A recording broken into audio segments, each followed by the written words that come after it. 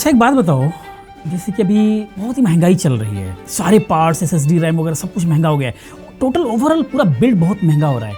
तो ऐसा ना करें कि टोटल सारे जितने भी कंपोनेंट हैं यूज में बाय करके और उसको बिल्ड करें। आइडिया तो बढ़िया है। तू क्या कहता है भाई? करूँ पार्ट्स ऑर्डर? कर लो, बजट का ध्यान रखना।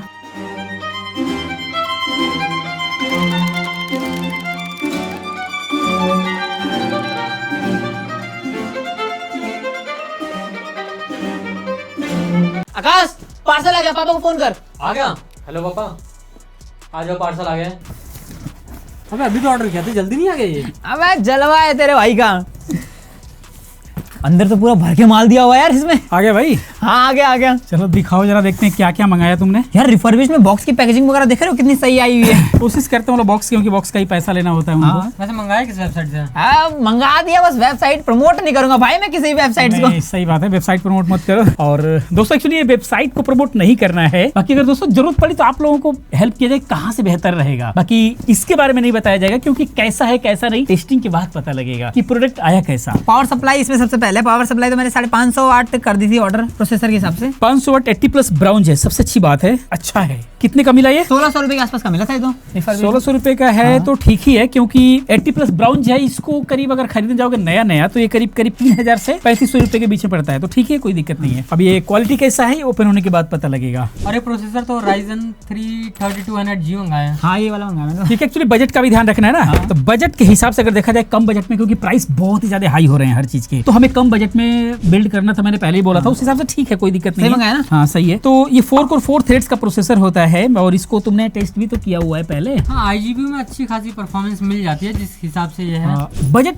प्राइस के अकॉर्डिंग अगर देखा जाए तो अच्छा परफॉर्म करता है। नया ये मिलता था 6500 रुपए के आसपास में मिलता था। अभी कितने का मंगाया? 4500 रुपए के आसपास का मंगाया इसको तो। ठीक है, कोई दिक्कत नहीं है, क्योंकि अभी महंगाई बढ़ गई है, काफी महंगा सारी चीजें हो गई हैं, तो उसके अकॉर्डिंग देखा जाए तो ठीक है, कोई दिक्कत नहीं है। और मदरबोर्ड यहाँ पे देखो गीगाबाइट का मंगाया था मैंने, सही पड़ गया था, यही सही देखने में तो नया लग रहा है वैसे, है ना? वैसे कितने मंगाया ये? ये 2500 रुपए के आसपास का पड़ गया मुझे। और इसके लिए एक्चुअली 3000 के लिए या फिर 5000 के लिए अगर बजट कम है तो कम से कम B450 ज्यादा बेहतर होता है। तो अगर यूज्ड में भी B450 मिलता है और रिस्क ले सकते हो, तो ये तो हमने आप लोगों के लिए रिस्क लिया है, तो आप इसको बिल्कुल भी ले सकते हो, कोई दिक्कत नहीं है। और ये सारे पार्ट्स पहले से भी हमारे पास रहे हुए हैं, हमने बहुत बार इसको मंगा करके पहले हमने पीसी बिल्ड बना करके बेचा भी हुआ है, तो इसको देखा हुआ है, टेस्टिंग किया हुआ है, बहुत अच्छा है ये। तो कितने का पड़ा ये? 2500 रुपए के आसपास का पड़ गया था मुझे। तो ठीक है, 2500 रुपए का पड़ा है मदरबोर्ड। ठीक ही आ गया मिला जुला करके। टोटल कितना पड़ा ये हम लोग आपको बताएंगे। और ये RX 550 का ग्राफिक कार्ड मंगाया था मैंने। अच्छा, ग्राफिक कार्ड ये रिफर्बिश्ड वालों को हमने देखा है, जितने भी मंगाया है हमने आज तक रिफर्बिश्ड में, कई सारा हमने 2060 सुपर भी मंगाया था। उस पे भी सारी पन्नियां चढ़ी हुई थी। फिर हमने 6600 मंगाया था इसी वेबसाइट से, उस पे भी सारी पन्नियां चढ़ी हुई थी। ये RX 550 हमने मंगाया सफीरे का, इस पर भी पन्नियां चढ़ी हुई हैं। और उन लोगों का एक इंस्ट्रक्शन भी होता है उन वेबसाइटों का कि आप पन्नी वगैरह मत हटाइए, आप यूज कीजिए, जब आपका मन भर जाता है तो आप हमें ही सेल कर दीजिए। वो एक्चुअली सेल भी करती हैं और खुद परचेज भी कर लेती हैं, तो हम चाहें तो उन्हीं को सेल भी कर देंगे। इसीलिए उन लोगों का ये रहता है कि आप इसके पन्नी वगैरह वो ना हटाए, इससे उनकी सेल वैल्यू बनी रहती है। तो इसीलिए हम लोग भी इसे नहीं हटाएंगे, ऐसे ही पड़ा रहेगा। जब हमारा जरूरत खत्म हो जाएगा तो हम इसको वापस भेज देंगे। और ये ग्राफिक 4GB का है, 4GB में ठीक ठाक रिस्पॉन्स देता है, क्योंकि RX 550 है तो इसमें जो है हार्डवेयर इनकोडेड मिल जाता है, तो रेंडरिंग अच्छी होती है ना। कितने का पड़ा? 5500 का पड़ा था ये तो मुझे। ठीक ही है, 5500, क्योंकि हमने जब पहले खरीदा था एक अपने लिए तो वो हमें पड़ा था 7000 रुपए के आसपास पड़ा था नया, लेकिन अभी उसका भी प्राइस बढ़ा हुआ है, नए में काफी महंगे पड़ते हैं। तो आज की रेट में 5500 रुपए अगर RX 550 मिलता है तो आप बिल्कुल भी बाय कर लीजिए, कंडीशन अगर सही है तो, और ठीक ठाक कंडीशन में मिल जाते हैं, तो 5500 रुपए बिल्कुल बर्थ करता है। और ये मंगाई थी मैंने 250 GB कंसिस्टेंट की NVMe SSD, इसमें तो प्राइस भी बड़ा पड़ा, सेकंड हैंड का भी 256 GB कंसिस्टेंट का। ठीक है, कोई बात नहीं, अगर ये चल रहा होगा तो पैसा वसूल हो जाएगा। कितने का लिया ये? 2000 का मंगाया मैंने तो। 2000। दोस्तों ये नया आज के करीब 1 साल पहले नया ही मिलता था, 1400-1500 रुपए में नया 256 GB मिलता था। आज के रेट में रिफर्बिश्ड यूज्ड जो है हमें मिला है 2000 रुपए में। बहुत महंगा पड़ा, महंगा नहीं कह सकते, क्योंकि नया लेने जाएंगे 256 GB तो 4 से 5000 रुपए का पड़ रहा है, तो उसके अकॉर्डिंग देखा जाए तो ठीक ही मिल गया है। मिल गया है, यही बहुत बड़ी बात है। और उसके बाद और क्या बचा? और ये रैम रैम कोर्सर वेगेंस का मिल गया, ये बहुत बड़ी बात है क्योंकि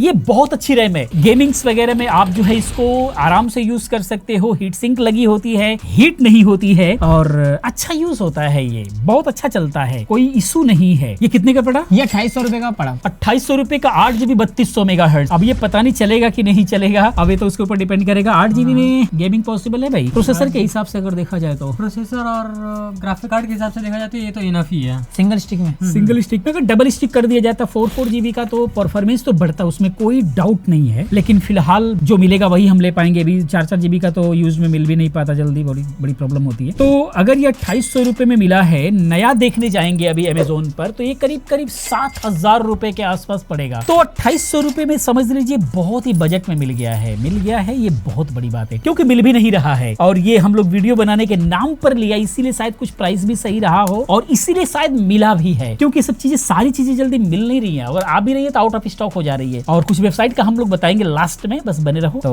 पता लगेगा कि कहां से आपको मंगाना सही रहेगा। बाकी कैबिनेट की अगर हम बात करें, कैबिनेट भी मंगाया क्या? कैबिनेट नहीं मंगाया तो उसमें तो प्राइस बढ़ा भी नहीं, उसको तो हम न्यू भी खरीद सकते हैं। कैबिनेट नया भी खरीद सकते हैं क्योंकि कैबिनेट अगर हम देखें फ्रंटेक वगैरह का देखें तो ये मिल जाता है करीब 800 रुपए से स्टार्ट हो जाता है। तो अगर बजट बहुत ही टाइट है तो 800 रुपए 900 रुपए का ले लो। अगर 8GB का तड़का भड़का चाहिए तो 1500 रुपए से स्टार्ट हो जाता है। ठीक ठाक है ना? तो उसको यूज लेने का कोई मतलब नहीं है। थोड़ा सा नया लोगे तो कैबिनेट नया रहेगा तो पूरा ओवरऑल पीसी नया दिखेगा, है ना? कैबिनेट पुराना है, कैसे चिटका हुआ पूरा अच्छा होगा। अब आप लोगों को क्या करना है कि इसको प्रॉपर बिल्ड करो, सारी चीजें टेस्ट करो, प्रॉपर चल जाता है टेस्टिंग करो, उसके बाद बताओ परफॉर्मेंस सही है तो हम इसको फुल प्रॉपर टेस्टिंग में लेते हैं और कंक्लूजन की बात करेंगे और वीडियो के साथ बने रहना। लास्ट में ये भी बताएंगे कि आपको खरीदना कहां से है। लास्ट तक बने रहो, हो सकता है बीच में ही बता दे। बिल्ड करते हैं फिर बस इसके बना कर दो वाला पार्ट, बाद में बोलोगे सर ने बताया ही नहीं। सर कमेंट बताएंगे जरूर। आप बिल्ड करते हुए सिनेमैटिक्स देख लो क्योंकि सारी चीजें तो आप लोगों को पास चली गई होगी। तो चलो शुरू करते हैं।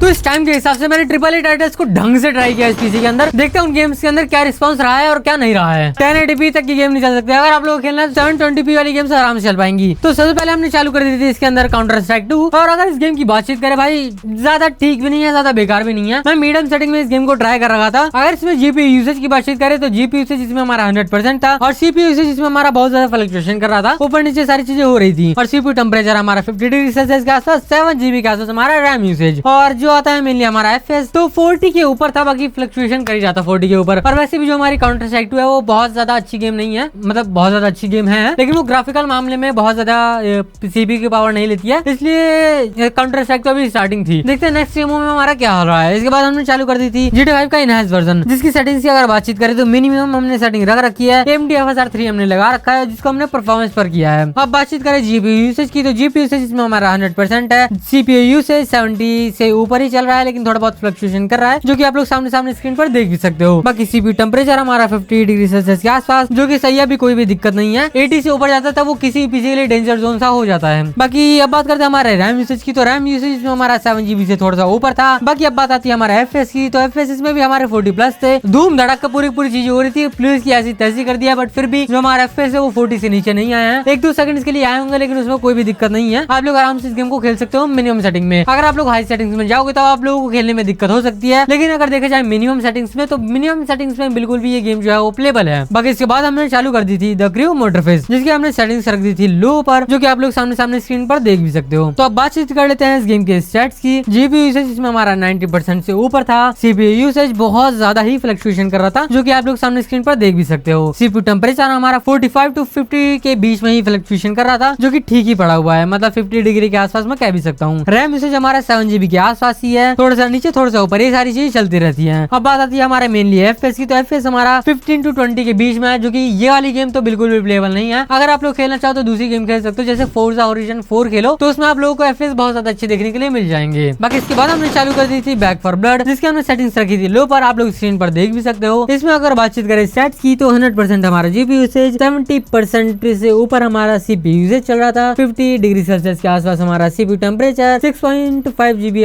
अपना रैम यूसेज, 30 के आसपास से हमारा FPS, मतलब 30 के आसपास ठीक ही थे इस गेम के हिसाब से मैं कहूँ तो उतनी ज्यादा दिक्कत नहीं थी। अगर आप लोगों को खेलनी है तो ये वाली गेम जो है आराम से खेल सकते हो। आई थिंक गेमिंग को लेकर आप लोगों के जो भी डाउट्स थे वो सारे क्लियर हो ही होंगे। हो गया रेडी?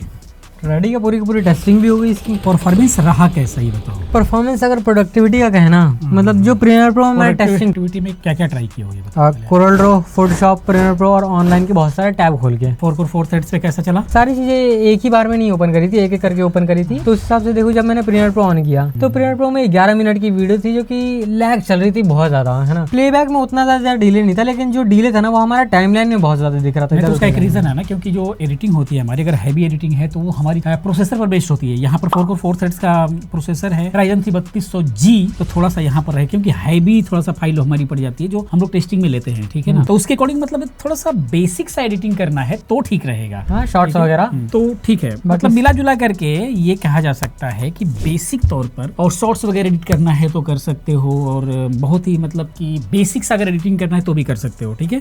ये सारी चीजें आ गई। और बेंचमार्क की बात रही तो बेंचमार्क आप लोग देख लो, स्क्रीन पे दिखाई दे रहा होगा उसके हिसाब से। और बाकी गेमिंग की बात, गेमिंग का क्या कंडीशन? गेमिंग में अभी के जो AAA टाइटल्स आ रहे हैं ना, उनको 1080p क्वालिटी में लो सेटिंग्स पर भी ये झेल नहीं पा रहा। जैसे हमारी जो लेटेस्ट गेम थी द क्रू मोटरफेस्ट, उसको तो नहीं झेल पाया, और अभी जो आ रही है उनको तो और नहीं झेल पाएगा। AAA टाइटल के लिए बिल्कुल भी नहीं है, रिकमेंडेशन भी नहीं है इसकी, ठीक है। ओल्ड गेम्स के लिए ही ठीक है। मिला जुला करके कहने का मतलब ओवरऑल अगर हम लोग बात करें तो बेसिक वर्क के लिए ठीक है। ऑफिशियल वर्क करना है, ऑनलाइन क्लासेस करना है, और हल्की फुल्की गेमिंग करना है, और हल्की फुल्की एडिटिंग करना है, तो उसके लिए मिला जुला करके ठीक है। प्राइस भी बहुत अच्छा है। ओवरऑल प्राइस की बात करें तो जिस प्राइस में हम लोगों ने लिया उस प्राइस में अगर ये मिल जाता है तो करीब करीब 20-22 हजार रुपए का ये बन करके रेडी हो जाएगा, जो कि अच्छा है। नया बिल्ड करेंगे तो 35 से 40 हजार तक चला जाएगा। अब सबसे बड़ा सवाल कि ये आया कहाँ से हमने मंगाया, तो कहाँ से मंगाया वो सवाल छोड़ देते हैं। बेहतर के लिए ये होगा कि आप gameloot.com पे जाकर के देख लो, .in.com जो भी है, गेमलूट डाल करके गूगल पे देख लो, आप वहां पे चले जाओ, वहां पे सारी चीजें मिल जाती हैं, अच्छे प्राइसेस में मिल जाते हैं और अच्छे कंडीशंस में मिल जाते हैं। 15-20 दिन का वारंटी भी होती है, ठीक ठाक रिटर्नेबल वारंटी होती है, आप रिटर्न भी कर सकते हो अगर नहीं चला तो ये सारी सुविधाएं वहां पर आपको मिल जाती है। तो दोस्तों बस यही था रिफर्बिश्ड में, यानी यूज्ड पार्ट्स पे अगर आप पीसी बिल्ड करते हो तो 20 से 22 हजार में ये बन जाएगा, और एक अच्छा पीसी बनेगा बेसिक यूज के लिए। आप स्टूडेंट है,